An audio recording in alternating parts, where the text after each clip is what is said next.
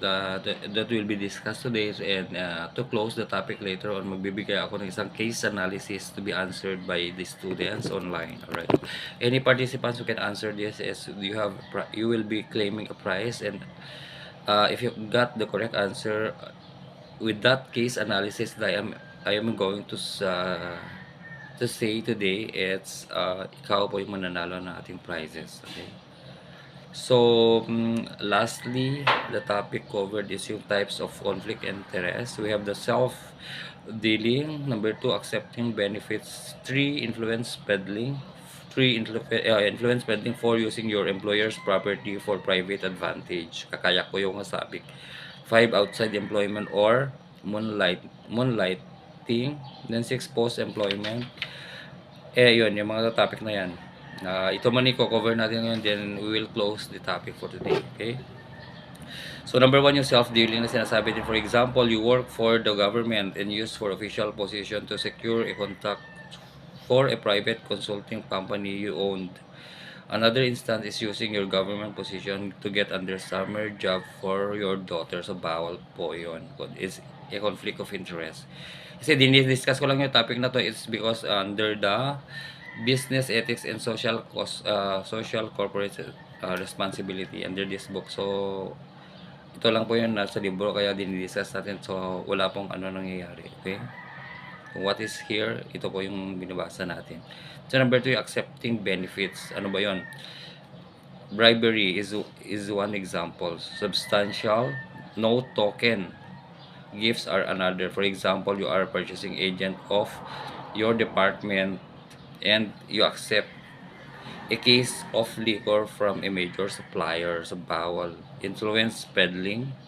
Here, the professional solicits benefits is exchange for using her influence to unfairly advance the interests of a particular party. Tandaan yan.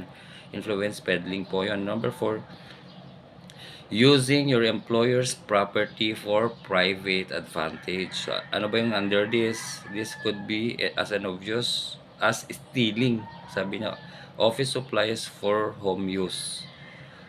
Or it might be a bit more subtle, say using software which is licensed to your employer for private consulting work of your own. In the first case, the employer's permission eliminates the conflict, while in the second, it doesn't, sabi niya. So, number 5, outside employment or moonlighting. So, under this, an example would be setting up a business on the side that is in the direct competition with your employer. So, another case would be taking on your hand outside the clients that you don't have the time and energy to devote to your regular employer, sabi niya. In combination with the influence peddling, it might be that the professional employed in the public service sells private consulting services to an individual with the assurance that they will secure benefits from the government. If you use my company, I am sure that you will pass the environmental review. So number 6 is yung post-employment. Here is risky situation can be one in which a person who resigns from a public or private employment and goes into business in the same area. For example, a former public servant sets up a practice lobbying the former department in which she was employed. So yung key elements here is there is a private or personal interest.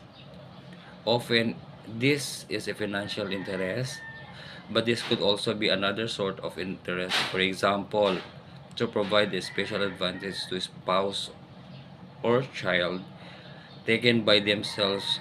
There is nothing wrong with the pursuing private or personal interests, for instance, changing jobs and more pays.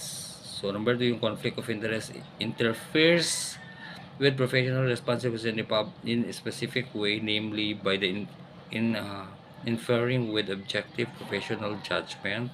A major reason why clients and employers value professionalism is that they expect professionalism to be objective and independent. Ayan. Napakaganda po ng book ng ano po, yung Business Ethics and Corporate Social Responsibility. Dito po yung kino-cover kasi